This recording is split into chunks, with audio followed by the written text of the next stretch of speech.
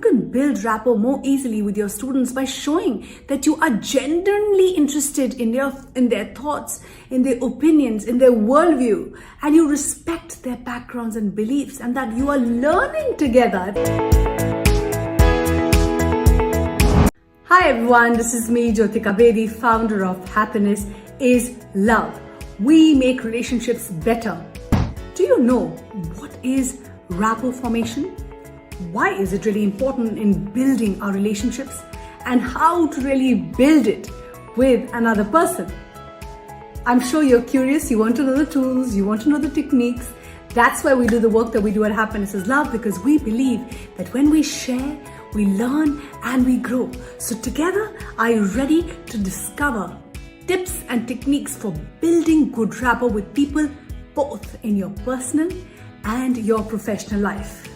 Before I begin, thank you for liking, sharing and subscribing onto our channel. If you haven't, please subscribe right now and press the ding bell icon button so that you can hear from us. You can stay connected with us. If you have any questions, any concerns, if you're struggling with any aspect of your life, you know that we care and we are there. So please feel to reach out. So let's talk a little bit about the importance of rapport formation. In all relationships that you have a sense of the level of give and take between you and the other person. Think of your closest friend at work. There is just something about the way you relate to each other that works and feels better than it does with your other colleagues. Am I right? One term we use for this sense that you have about a relationship is called rapport.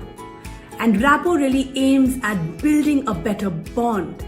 And it really is an important skill that we need to learn and help our children learn so that they know how to maintain and sustain good relationship. Because now research is saying it, psychology is saying it, one of the greatest sources of our happiness are our happy, positive, deep, meaningful relationships. And for me to cultivate those relationships, what do I need? I need to learn good relationship skills. And let's start first with rapport formation.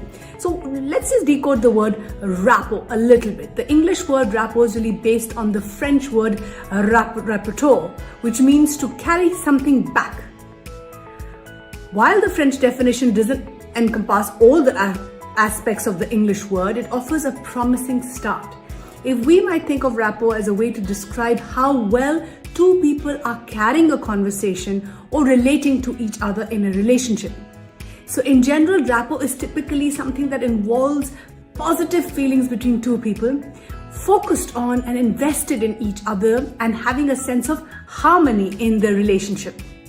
One friendship of mine started with immediate rapport because the work that I do, I know that it's very, very important to establish rapport with people who matter, and especially my neighbor. And I realized that this is something not just for me as a parent, but as professionals, we need to learn how to connect with people better. And it is so important because we're not taught that there are simple ways of just asking good questions, of turning to someone and really listening closely and sensing genuine curiosity. And I am that person, and I find myself wondering that this is so interesting by just asking people questions, listening attentively. It's so easy to connect with people. We feel the rapport right away and we feel this affinity. And what is the opposite of rapport? The opposite of rapport is absence of warmth, attention and caring. When a relationship lacks rapport, you do not feel compatible, right, with the other person. Maybe you talk over each other or experience silence that goes on a little too long, and it is unnerving. It doesn't seem like you're getting along with each other. Instead, you find yourself disagreeing or even feel cold towards each other. So there is good rapport and then there's bad rapport. There are many videos on YouTube which talk about good rapport, which can be developed in few minutes. Believe me, it's really interesting. And the fact that you're watching this video means you are truly committed to your growth and learning. So here goes, by just showing an immediate interest in the other person, finding common ground with them, being friendly, open and positive in your demeanor, you can quickly begin to build good rapport with another person. You can do this at work, you can do this at home. By contrast, bad rapport occurs when we repeatedly do things that make it hard for the other person to feel heard, feel valued, and positive.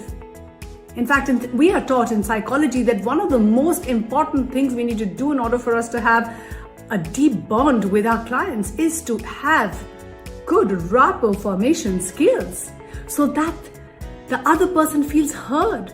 The other person, when that person is sharing about their life or about their struggles and storms, you don't interrupt them. You don't use judgmental language or come from a place of power. And I must admit, sometimes I've made mistakes, but again, the idea is to learn what not to do. And again, rapport is also connected to trust. We know from research and in the fields of psychology that trust is the lifeblood of a relationship. Good rapport has to be established and maintained for trust to be there.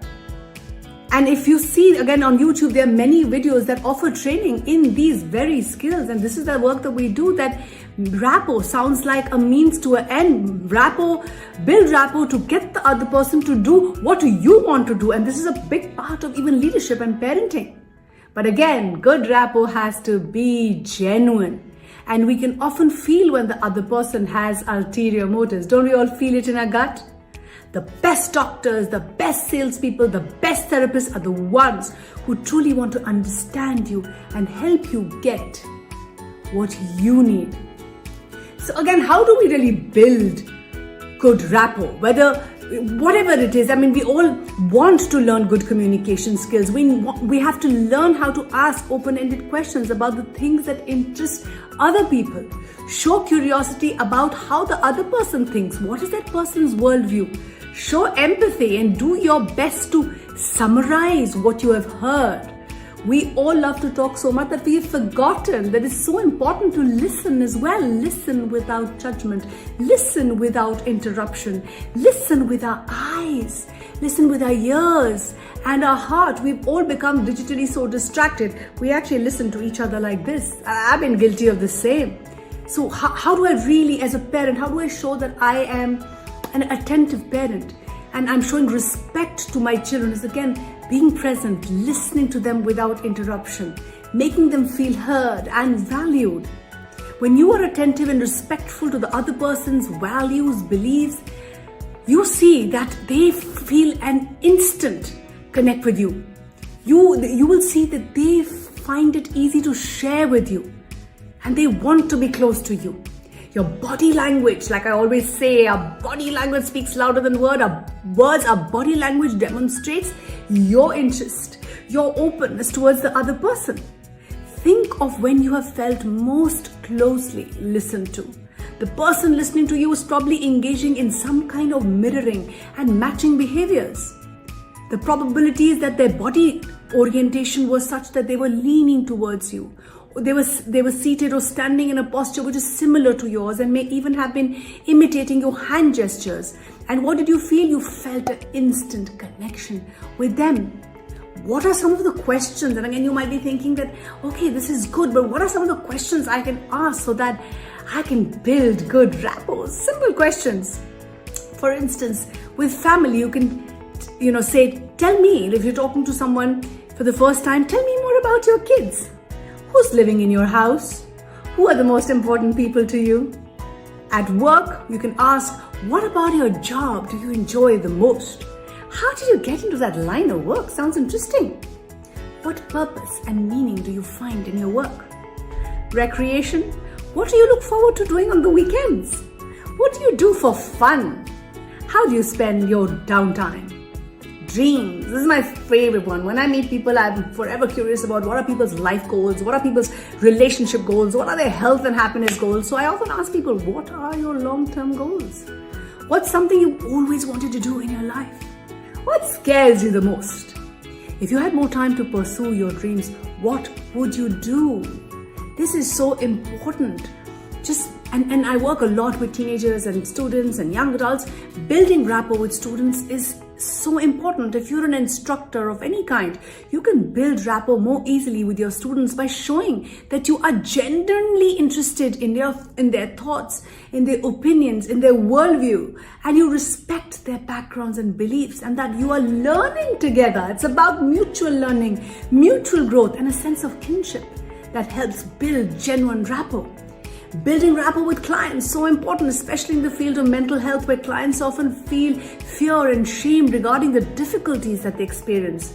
Being warm, genuinely interested, open, and non-judgmental with my clients makes them feel safe and understood. And this is very, very, very important to understand.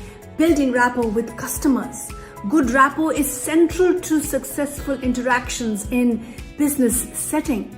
Customers and salespeople believe that the quality of the relationship is greatly influenced whether purchases are made or contracts are not. It all depends on the rapport. If your professional role involves debriefing customers, knowing that rapport with customer is so important.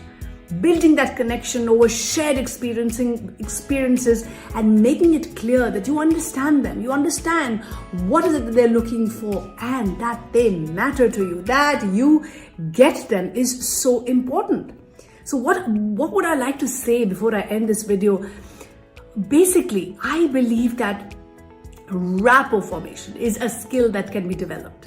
If you're a parent, a professional, a teacher, an educator, a teenager, this is one of the greatest gifts that you can give yourself, is to learn how to build good rapport.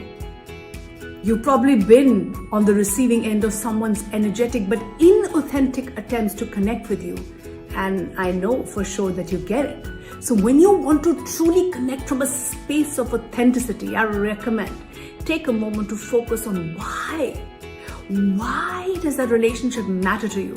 And from that foundation, you can probably find the motivation, the words to build a genuine connection on positive feelings towards each other and a sense of mutual understanding and respect. I hope this video was useful to you. If you're struggling with how to building good rapport, please reach out to us. You can comment on the box below. You can write to us. We are here for you. We are rooting for you. Please take care until we connect again for our next video. Thank you for liking, sharing, and subscribing. If you haven't, please subscribe to our channel. Keep smiling, keep shining, keep inspiring.